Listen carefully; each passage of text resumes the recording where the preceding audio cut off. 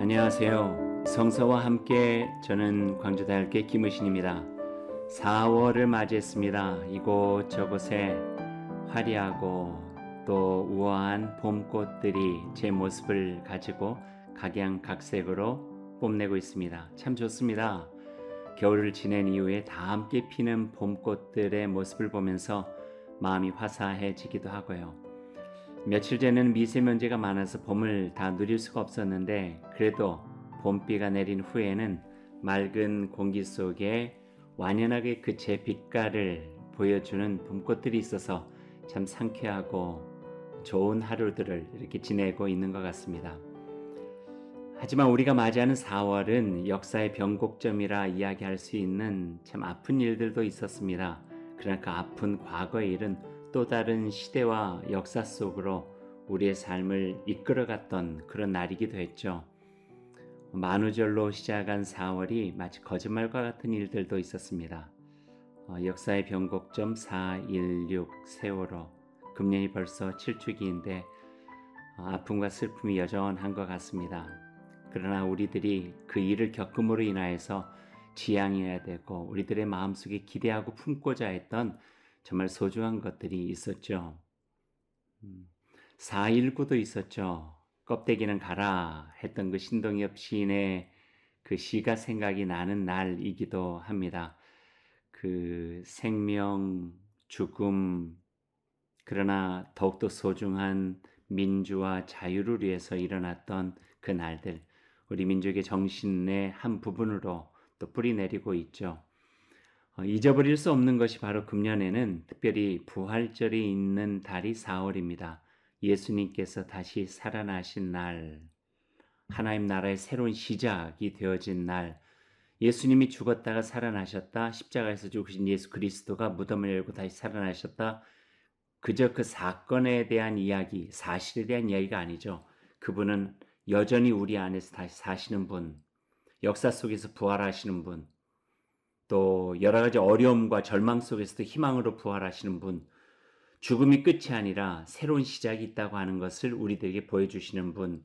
그래서 부활절은 2000년 전의 의미, 과거적 의미가 아니라 지금 현재 우리가 살아가는 삶에, 그리고 미래를 지향하며 살아가는 우리들의 삶에도 매우 중요한 절기입니다. 역사에 대한 이야기로 오늘 에피소드를 시작했네요.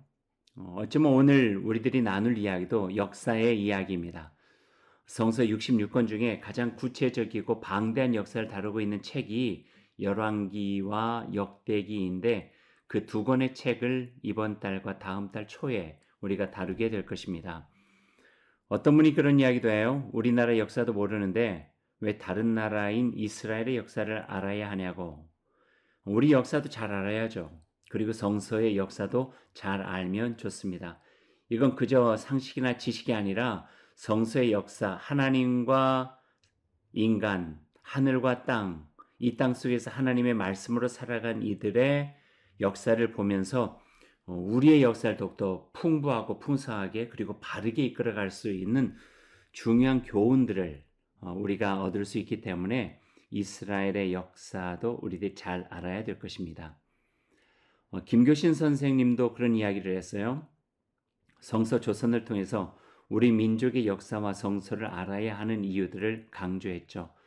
그분은 그런 이야기까지 했어요. 나의 사랑하는 조국, 우리 조선에게 나는 하나님의 말씀인 성서를 주고 싶다.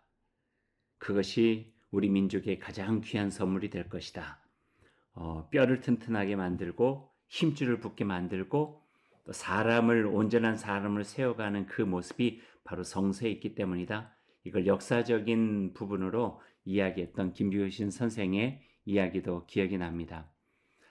또 한 분이 기억이 나는데요. 서남동 교수님이에요.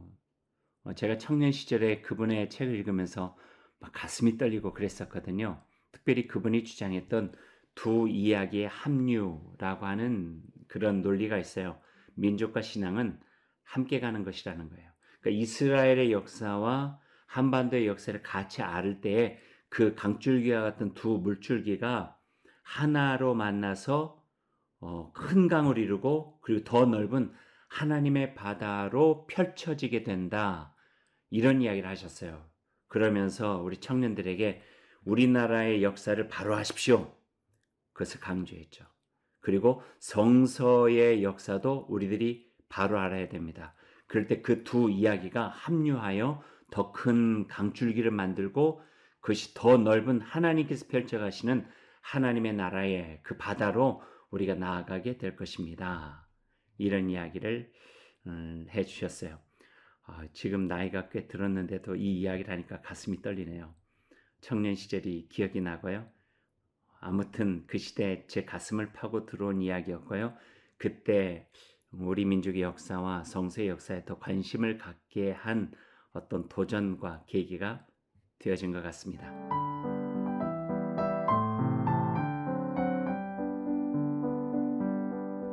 이제 열왕기에 대한 이야기를 시작하겠습니다. 열왕기 이야기를 시작할 때 그 뒤에 이어서 나오는 역대기와 함께 약간의 서론을 이야기하고 이해하는 것이 훨씬 더 좋을 것 같아요. 열왕기와 역대기는 역사에 대해서 이야기하고 있는 것에 대해서는 비슷해요. 하지만 조금 다른 점이 있죠.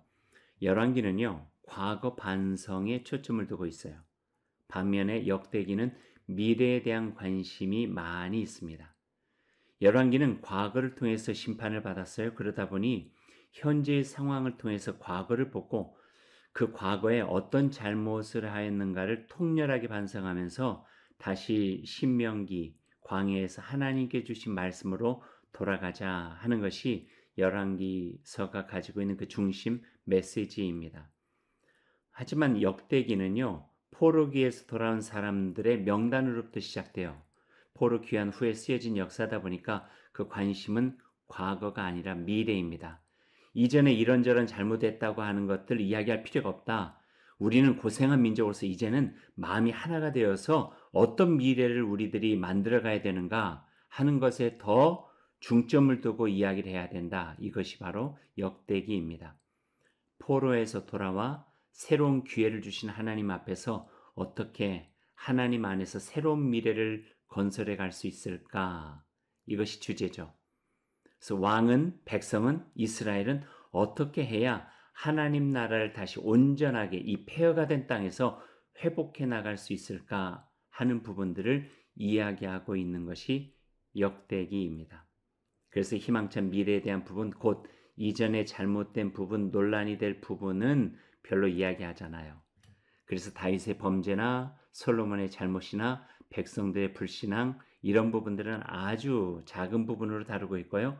좀 더 긍정적인 다윗의 어떤 역사들, 또 솔로몬이 잘한 부분들, 또 히스기야 왕이나 요시야 왕 같은 이가 왕으로서 했던 참 귀한 일들, 그리고 그 백성들이 보다 긍정적이고 그 지도력을 인정하고 힘을 합쳐서 이제는 폐허 위에 다시 세워갈 하나님의 나라 이스라엘에 대한 꿈을 꾸면서 국가 재건에 대한 이야기를 하는 것이 바로 역대기입니다.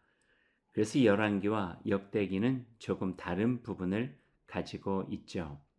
오늘의 에피소드는 열왕기니까요. 열왕기에 대한 이야기를 조금 더 구체적으로 해볼까요? 열왕기는 제목 그대로 열왕, 왕들의 이야기예요. 10명의 왕이라고 하는 것보다는요. 모든 이스라엘 국가에 있었던 왕들의 이야기 뭐 이렇게 표현해도 될 것 같아요. 초반기에는 통일 왕국이었죠. 다윗과 솔로몬까지는요. 하지만 그 아들 르호보암 때부터 두 나라로 나뉘어지죠. 북쪽은 이스라엘이라 이름했고요. 남쪽은 유다라 이름했고요. 그리고 열왕기에는요. 북이스라엘과 남유다의 왕들의 이야기가 모두 나오고 있습니다. 특별히 처음에는요. 다윗, 솔로몬 시대부터 두 나라의 멸망에 이르는 과정을 쭉 펼쳐가고 있는데요. 원래 한 권이었던 열왕기는 바벨론 포로기에 기록되어 지난 과거에 무엇이 잘못되었고 왜 하나님의 백성들이 이와 같은 지경에 처하게 되어 있는지를 냉철하게 보기 위해서 한 왕 한 왕의 이야기들을 구체적으로 다루고 있는 것을 보게 됩니다.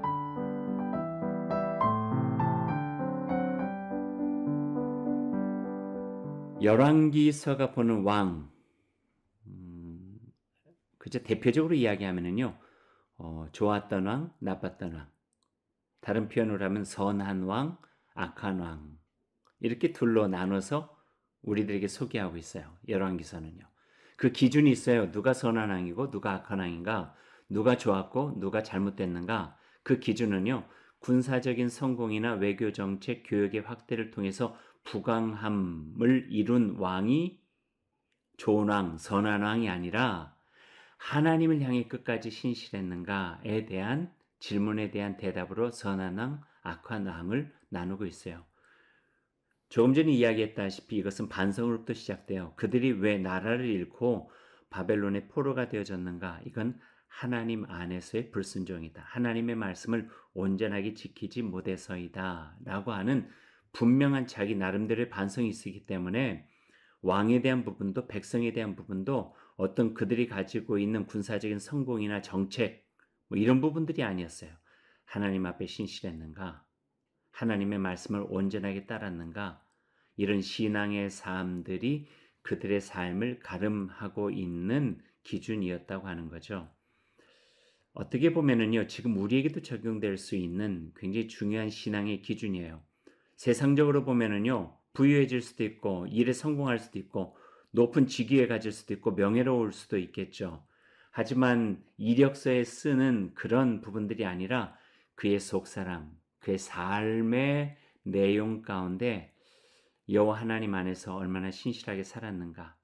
그럴 때 세상 속에서는 많은 것들을 이루지 못한 것 같지만 그의 마음은 하나님의 마음에 합한 삶을 살아가게 된 것이고, 반면에 겉으로는 이런저런 건 많이 이룬 것 같지만 속은 허접하고 비어 있어서 자기 자신이 중심이 되어져서 하나님 보시기에는 그리 합당하지 못한 삶을 살아가는 모습으로 우리가 연결해 볼 수 있을 것 같습니다.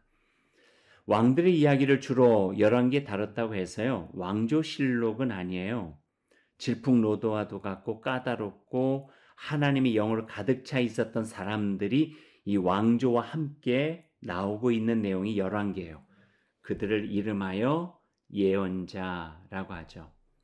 왕이 있으면은 예언자가 있었어요. 왕이 하나님의 말씀을 온전하게 잘 따르게 되면은요, 예언자의 역할은 미미해요. 하지만 왕이 하나님의 말씀을 잘 따르지 않고 거슬러서 자기 생각대로 막 행하고 있으면은요, 그때는 하나님께서 예언자라고 하는 이들에게 하나님의 말씀과 사명을 주셔서 그 자리에서 일어나서 왕을 향하여 백성들 향하여 하나님의 말씀이 어떠한지, 이 시대를 향하신 하나님은 어떤 음성을 들려주고 계시는지를 구체적이고 또 확실하게 이야기하고 있는 분들이 있는데요.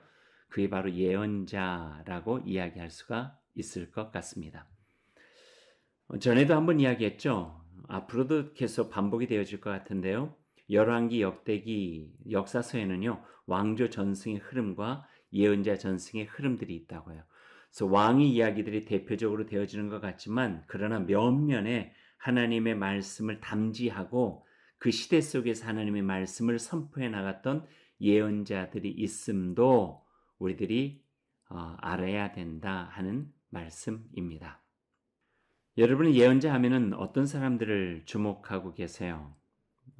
아마 처음 우리들이 알 수 있는 사람, 뭐 사무엘도 사사나 선지자 정도를 이해할 수도 있겠지만 우리들이 잘 알고 있는 예언자 중에 한 사람이 나단이죠. 나단. 다윗이 범죄했을 때 다윗에게 찾아가서 겁먹지 않고 대범하게 잘못된 일이라고 회개하라고 하나님 앞에 무릎 꿇고 돌아와야 된다고 그렇게 질타해냈던 나단 선지자가 있죠. 그 이후에 우리가 잘 아는 엘리야, 엘리사, 또 어떤 예언자가 기억나세요? 이사야, 에스겔, 예레미야, 호세야, 미가, 성경의 책 이름으로 나와 있는 대사사, 또 대선지자, 대예언자, 그리고 중간중간 나와 있는 소예언자들까지도 이 왕조 전승 속에 그 곳곳에서 마치 매듭처럼 있었던 분들이 바로 예언자들입니다. 성서는 그들의 활약 속에서 그들의 담대함 주목하고 있죠. 그들의 경건함 주목하고 있죠. 하나님의 말씀을 전하는 자답게 어떤 이는 맨발로, 어떤 이는 옷을 벗고, 어떤 이는 정말 원치 않지만 하나님 말씀에 따라 행하면서 하나님께서는 그 입술로만 아니라 그들의 삶을 통해서도 하나님의 말씀들을 그 여실히 보여주고 있는 것들을 보게 됩니다. 또 잘못된 왕이 맞서다 보니까요, 그 악함에 맞서고 불신앙에 맞서기 위해서는요, 순환도 많이 당해요. 또 고통스러운 일들도 굉장히 많이 당하기도 하고요. 멸시도 많이 당하고 고생도 많이 하죠. 그런 가운데에서도 하나님의 말씀의 본질이었던 가난하고 억압받는 사람들을 돕고 또 인정 없고 힘 있다 하는 사람들 호되게 꾸짖는 그들의 용기가 있고요. 또 반면에 억압받고 가난하고 아주 작은 이들, 소수자의 이들을 통해서 그들이 이해되고 격려받고 위로받아서 다시 예언자로 설 수 있는 그 기회도 갖게 되는 것도 보게 됩니다. 다음에 예언자에 대해서는 그 에피소드 하나를 특별하게 마련해서 여러분과 구체적으로 한번 나누어 볼 수 있도록 하겠습니다.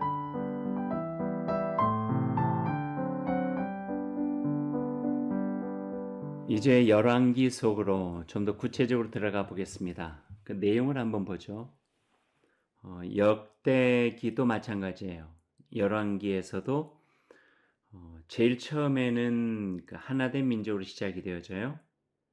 그러다가 그 나라가 르호보암 시대에 둘로 나누어지게 되죠.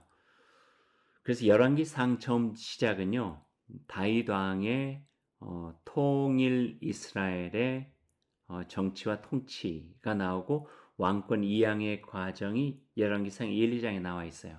그 뒤 바로 이어서 3장부터 솔로몬의 이야기가 나오고 있죠. 3장에서 11장까지 솔로몬 왕에 대한 이야기들이 집중적으로 나오고 있는데요. 참 두 가지 그 모습이 나와요. 좋았던 면과 안 좋았던 면. 사람이 다 그렇지만 솔로몬은 특별히 그랬던 것 같아요. 우리는 주로 좋았던 이야기들을 많이 기억하고 있잖아요. 여러분이 기억하고 있는 솔로몬의 이야기는 어떤 거예요? 대표적인 것이 재판이잖아요. 솔로몬의 일천번제를 통해 가지고 하나님께 지혜를 구했다는 거. 이 두 가지만을 기억하고 있다 보니까 솔로몬은 선왕, 좋았던 왕 이렇게 이해하고 있는데요. 그 열왕기상 뒷부분에 그 솔로몬 이야기의 뒷부분에 나와 있는 모습을 보면은요. 그렇게 좋았던 것 같지는 않아요. 초심을 잃어버렸어요. 그래서 3장 11장까지 보면은요. 솔로몬의 지혜, 재판의 과정이나 하나님께 일천번제를 통해 가지고 구하는 이야기, 그의 통치의 특징, 성전의 건축, 외교적인 업적, 그걸 통해 가지고 이룬 솔로몬의 부와 명성 이런 분들을 보게 돼요. 솔로몬 시대 때 영토가 굉장히 많이 확장이 돼요. 물론 다윗에 이어서 확장되어진 것이긴 하지만 제가 그 시리아 지금은 뭐 갈 수가 없지만요. 시리아 성지 순례 때에 참 감사하게도 그곳에 갈 수 있었던 기회가 있었어요. 다메섹도 가볼 수 있었고요. 가장 북동쪽인 팔미라까지도 가게 되었는데 거기에 솔로몬의 흔적까지도 보여지게 되었다. 역사적으로 그렇게 이야기를 하고 있어요. 나중에 그 땅을요 다 팔아요. 자신의 부와 어떤 명성을 이렇게 가시적으로 보여주기 위해서 땅들을 팔아먹고 자기 중앙 집권적인 그런 것의 허용으로 가는 모습들도 보게 되죠.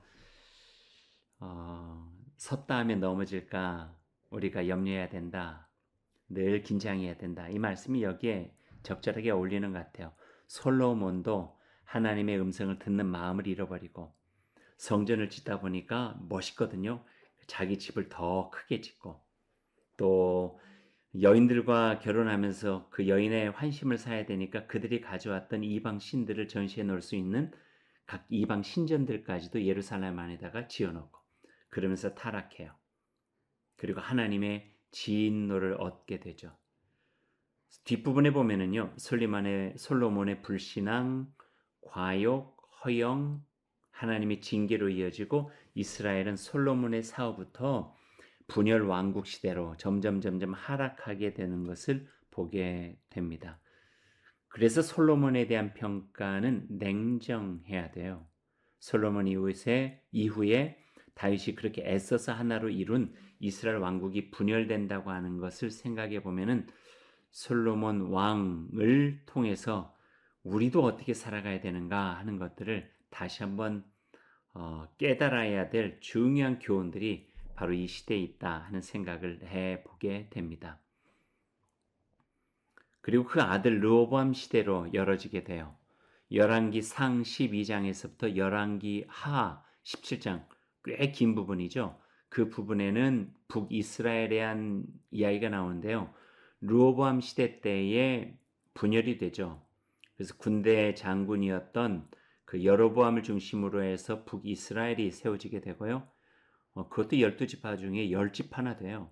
그리고 마지막 2지파는 르호보암과 함께 남유다를 이루고 있습니다. 여로보암 1세의 반란으로부터 사마리아 함락까지가 열왕기하 17장까지 나와요. 거기에 특별히 북이스라엘에서 활동한 엘리야와 엘리사 선지자의 사역들이 많이 나오고 있고요. 그 후에 나오는 열왕기하 18장부터는요. 남쪽 유다에서 일어난 일들이 기록이 되어져 있는데 히스기야 왕의 개혁에서부터 바벨론에 의해서 예루살렘이 파괴되고 바벨론으로 사로잡혀간 일들을 기록하고 있죠. 그래서 열왕기서의 마지막 부분은 참 가슴 아프게 읽을 수밖에 없는 내용들이 담겨져 있습니다. 왕의 이름이 굉장히 많이 나와요. 그래서 읽다 보면은요, 이름도 비슷비슷해서 그 왕이 그 왕 같아 보여요. 근데 중요한 것은요, 우리가 지금 시험 준비를 하고 있는 거 아니거든요. 뭐 신대원을 간다든지 신학교 가기 위해서 시험 준비를 해서 꼭 어떤 왕이 어떤 일을 했는가 외우는 것이 그렇게 중요하지 않아요. 왕의 이름보다는 그 시대가 주는 교훈에 더 관심을 갖고 읽어가는 것이 좋다. 여러분이 그렇게 권해드리고 싶어요. 조금 마음이 가벼운가요? 어떤 분이 그러더라고요.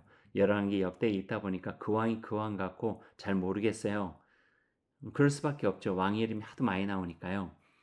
그러니까 꼭 기억할 필요 없다는 거예요. 특징적인 왕들은 조금 기억해 두면 좋겠죠. 하지만 그 왕의 이름보다는 그 속에 담겨져 있는 신앙적 교훈들을 우리들이 주로 마음에 새기면은 우리의 삶 속에, 우리들이 신앙 생활 속에 훨씬 더 도움이 될 것입니다.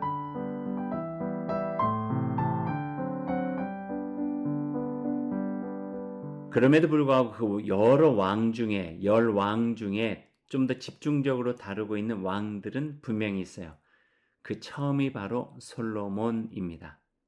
조금 전에 솔로몬에 대해서 이야기를 했지만 조금 더 덧붙이면은요. 솔로몬은 시작은 좋았으나 끝이 좋지 않은 왕, 이렇게 기록되고 기억될 수 있을 것 같아요. 그가 왕이 되어지는 과정도 굉장히 중요해요. 조금은 이 부분은 우리들이 기억할 필요가 있어요. 다윗 시대에 하나가 되어졌잖아요. 두 왕국이 남북 두 세력이 있었던 거예요. 위에는 어쩌면 사울 세력이라 할 수 있고 남쪽은 다윗의 세력이라 할 수도 있고요. 그래서 남쪽 헤브론에서 다윗이 자기의 왕국을 갖고 했을 때 사울 사후에 북쪽에 있는 이스라엘 지파들이 다윗의 인간성과 그 통치 방식에 감동을 갖고 우리도 당신 편이 되어져서 하나의 통일 왕국을 이루면 좋겠습니다. 해서 이루어진 거예요. 거기에 화답하듯이 다윗은 헤브론에서 시작됐지만 헤브론을 수도로 삼지 않고 남과 북의 중간중에 있는 그 예루살렘을 평화의 도시 예루살렘을 수도로 삼고 남북을 아우르는 통일 이스라엘을 세우게 된 것이고요. 그래서 화합과 화해를 이루게 된 것이죠. 헤브론 세력과 예루살렘, 헤브론과 그 북이스라엘 세력들이요. 그 이후에 새로운 두 세력이 있게 돼요. 제일 처음에 한 6년 정도 그 다윗의 정치적 기반이 됐던 헤브론 세력이 있고요. 예루살렘으로 수도를 옮긴 다음에 신흥 어떤 세력들이 생기게 되어진 거예요. 이 두 세력이 봉합되어져 가지고 다윗의 통치 기반이 이루어졌어요. 거기에 솔로몬 왕과 연결되어진 이야기만 하게 되면은요. 이렇게 참고적으로 이야기할 수 있을 것 같아요. 성경에 기록된 다윗의 아들은 더 많았을지 모르지만 성경에 기록된 아들의 수는 17명이에요. 그 중에 예루살렘, 그러니까 아마 동생 쪽이겠죠. 예루살렘에서 출생한 아들들이 11명인데 그 대표적 인물이 솔로몬이고요. 예루살렘으로 옮겨오기 전 이전에 헤브론에서 출생한 아들은 6명이에요. 우리가 알고 있는 대표적인 아들의 이름들은 암놈, 또 반란을 일으킨 압살롬, 또 아도니아, 이들이 대표적이에요. 근데 이후에 자연스럽게 두 파로 갈라지게 돼요. 헤브론파 아도니아와 예루살렘파 솔로몬을 중심으로 해서요. 언제 그것이 더 극명하게 드러나냐면은 바로 다윗 이후에 누구를 왕으로 세울 것인가 하는 거예요. 두 파가 왕권을 둘러싸고 대립과 갈등을 일으키게 되죠. 그래 우리가 아는 대로 승리한 것이 예루살렘파 솔로몬이에요. 그리고 자연스럽게 헤브론파가 도태되어지죠. 아도니아를 밀었던 그 제사장 그룹이나 또 사사 그룹이나 정치적 그룹들은 뒤로 물러나게 되고요. 솔로몬을 적극적으로 밀었던 이들이 그 이후에 중심에 서게 된다 하는 거예요. 그 이후에는 당연히 솔로몬파의 승리를 입은 예루살렘을 중심으로 한 정치가 시작되는 것이고요. 이것이 열왕기상 1장 7절 8절에 나오고 있어요. 그리고 솔로몬 왕에 대한 이야기를 하는 거예요. 빼놓을 수 없는 이야기 하나, 듣는 마음, 지혜, hearing heart죠. 듣는 마음, 하나님께 구한 것이죠. 네가 참 선한 것을 구했다, 마음에 합하다, 그런 내가 네가 구하지 않은 것까지도 내가 주겠다. 이런 이야기를 하고 있죠. 듣는 마음은 무엇일까요? 하나님의 음성을 들을 수 있는 귀예요. 그러니까 말씀을 듣는 귀에 대한 거예요. 늘 말씀을 주목하고 영적인 민감함을 가지고 하나님은 어떤 걸 기뻐하시는가, 하나님은 어떤 걸 원하시는가 하는 것들을 염두에 두고 살아가고 정치하는 것이겠죠. 또한 이것은 뭐냐면은 민심은 천심이라 그러나요?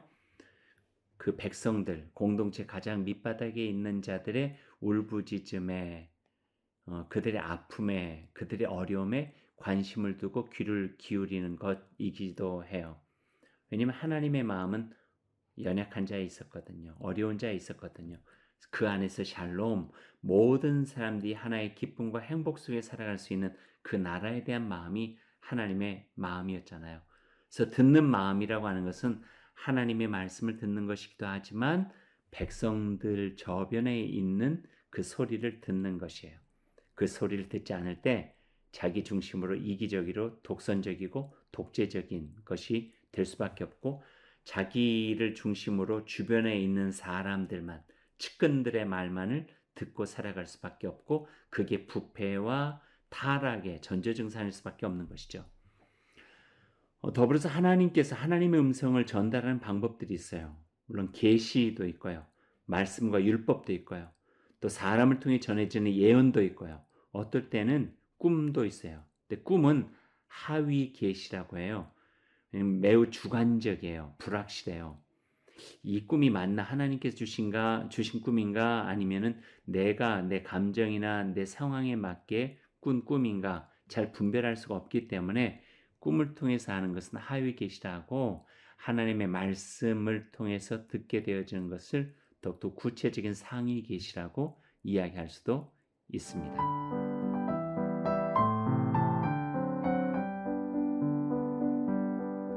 솔로몬의 왕위 계승 과정을 보았고 또 솔로몬이 구했던 지혜, 듣는 마음에 대한 이야기를 했다면 한 가지 더 이야기를 할 수 있겠죠. 솔로몬 시대에 지어진 성전. 성전 이야기를 어떻게 빼놓을 수 있겠어요? 그 아버지 다윗은 성전을 짓고 싶었어요. 근데 하나님께서 허락하지 않으세요. 그 손에 피를 많이 묻혔다. 그렇게 이야기를 해요. 이건 매우 은유적이고 메타포예요. 구약 신학을 전공하는 신학자들이 하는 이야기는 다윗의 피를 많이 흘렸기 때문에 전쟁에 많이 참여했기 때문에 성전을 허락하신 것이 아니라 지금 전쟁이 끝난 지가 얼마 안 됐는데 성전을 다시 짓기 시작하면은 백성들이 강제 노역을 해야 되고 일을 많이 하다 보면은 너무 힘들 것 같으니까 다윗 시대에 성전을 짓는 것은 적절하지 못하다 하였고 준비만 하라 그래요. 그리고 실질적으로 노동이 필요한 것은 그 아들 솔로몬 시대로 하나님께서 이렇게 옮겨지게 되는 그 말씀을 듣게 되는 거죠. 거기에 그런 의미가 있어요. 솔로몬 시대에 지어진 성전에 대한 이야기를 해볼까요? 이동 성막에서 고정 성전으로 바뀌어지게 되죠. 이제 예루살렘의 성전으로 고정적으로 세워지게 된 거예요. 옮길 수가 없어요. 건물이 완전하게 굳건하게 지어지게 되었으니까요. 이것을 출애굽의 완성이라고도 열왕기상 6장에는 표현하고 있어요. 그리고 하늘에 계시는 하나님께서 그 성전에 계신다라고 이야기를 하고 그것이 바로 거룩한 공간이 되어지게 되고 또 열왕기상 8장 이후부터는 거룩한 공간으로서의 성전 신학이 시작된다고 표현할 수도 있죠. 그런데 여기에서 우리들이 분명히 알아야 될 것이 있어요. 고대 종교의 신전과 솔로몬 시대의 성전과는 다르다는 거예요. 그래서 성전 신학은 결코 고대 종교의 신전 신학과는 달라요. 신전은 신이 계시는 곳이에요. 신이 계시기 때문에 신전이 무너질 수가 없죠. 신전이 무너지면 신이 죽은 거예요. 그러니까 고대 이스라엘에게도 이런 신앙, 신전 신앙들이 조금씩 가지고 있기는 했었어요. 하지만 솔로몬 시대 성전 시대를 통해서 보여주는 것은 그거보다도 훨씬 더 광범위해요. 하나님은 하늘에 계세요. 그러니까 그건 하늘 신전이라고 이야기를 하고 우리들이 잘 아는 단어로 하면 하늘 보좌라고 하죠. 그럼 성전은 어떤 곳인가? 인간이 만들어 놓은 건물이고 그 안에서 하나님을 경험하게 하는 거예요.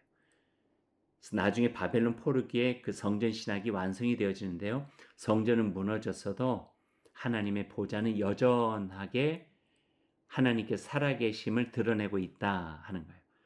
그래서 인간이 만들어 놓은 건물은 얼마든지 다시 지을 수 있는 거예요. 새롭게 지을 수도 있는 거죠. 땅 위의 성전에는 하나님의 이름만 있고 그 이름을 부르면은 하늘에 계신 여호와 하나님께서 응답해 주신다고 하는 거죠.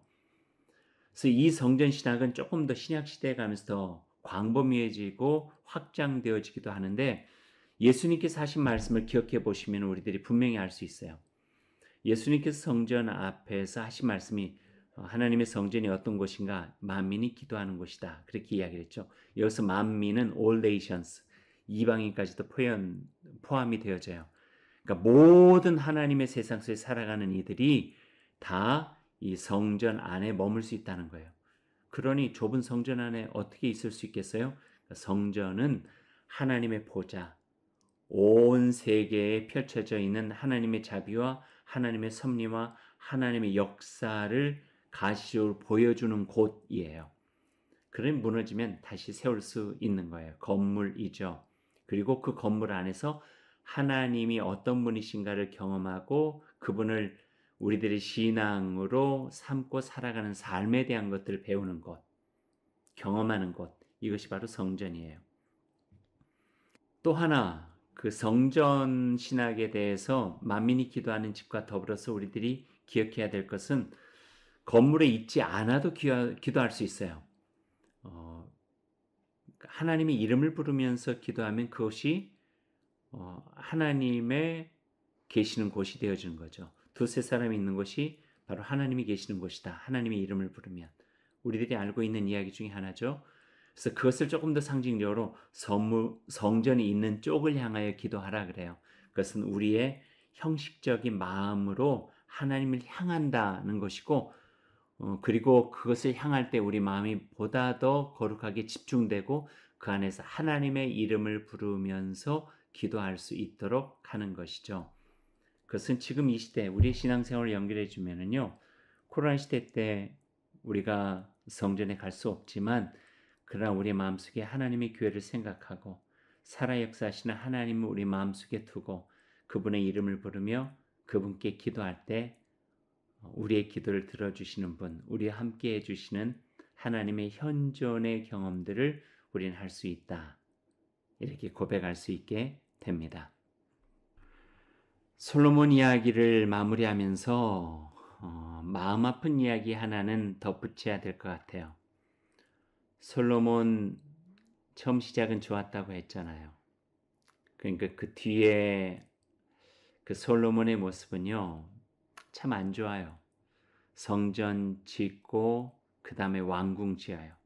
이방 여인을 위한 신전을 짓고 대규모 국책 사업을 통해서 백성들을 과도한 세금 징수하고 강제 노역에 동원되기도 해요.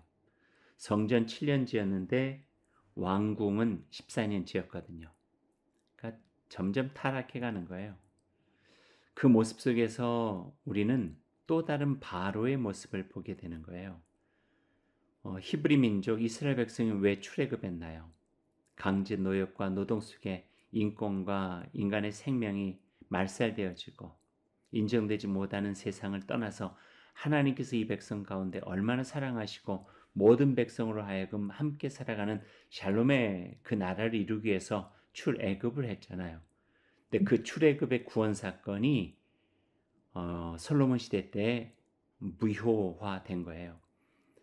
이스라엘이 또 다른 노예가 되어져 버리고 말아요. 그래서 어떤 이들은요 이렇게 이야기까지 해요. 환애굽, 애굽으로 돌아갔다는 거예요. 애굽이라고 하는 땅을 떠났지만 그러나 가나안 팔레스타인에서 세워진 이스라엘 국가가 다시 애굽화 되어버리고 말았다. 사람들을 소모적으로 노예화함으로 인하여서.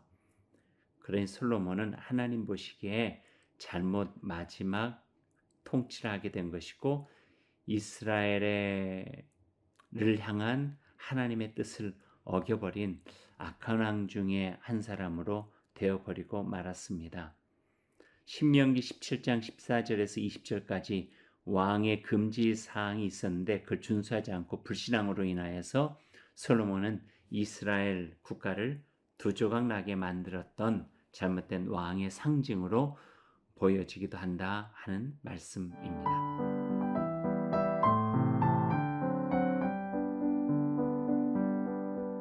이제 솔로몬 왕의 아들 르호보암에 대한 이야기를 나눌 차례입니다. 르호보암, 남유다와 북이스라엘의 분열을 시킨 왕.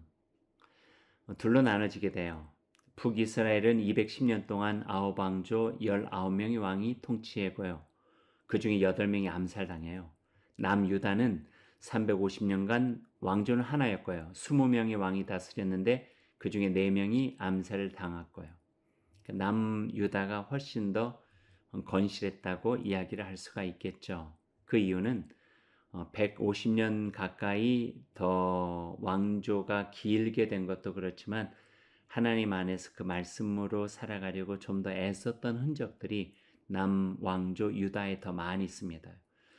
비교해 보면은요, 북왕조가 남왕조 유다보다 5배나 강해요. 인구도 그렇고 영토도 그렇고 군사력도 그랬고. 그런데 북은 훨씬 더 빨리 망하게 됩니다. 그 힘에 의지했기 때문에 그런 거죠.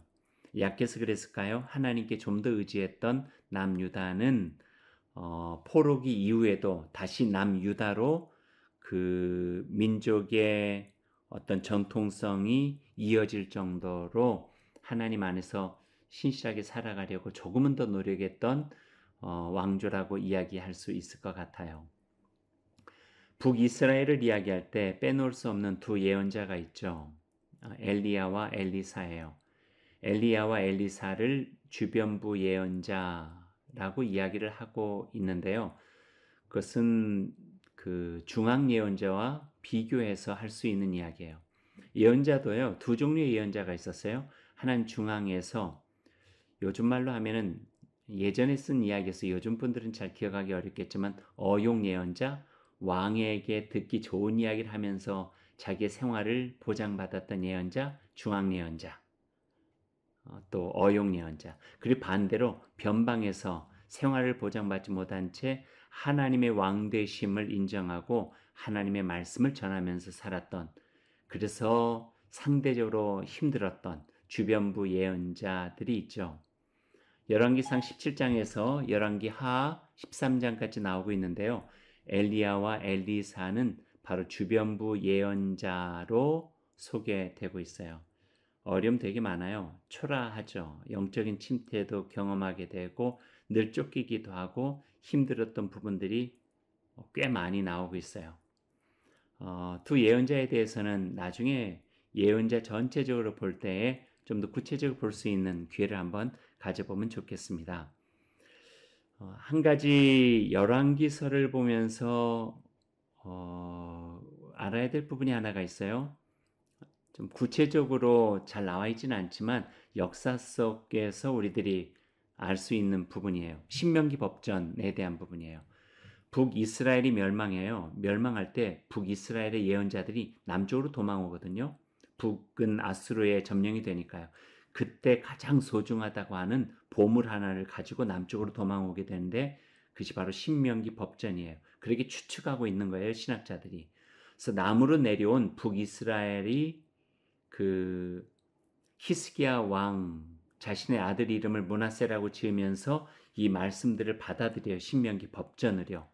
그리고 히스기야 왕은 후에 그 신명기 법전을 들고 종교개혁을 일으키기도 하고 또 므낫세 왕 때 여호와의 사제들이 신명기 법전을 성전 다락 안에 숨기게 되고요.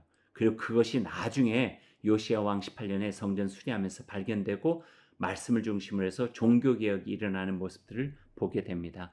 그것을 우리는 신명기 법전이라고 이야기를 하죠.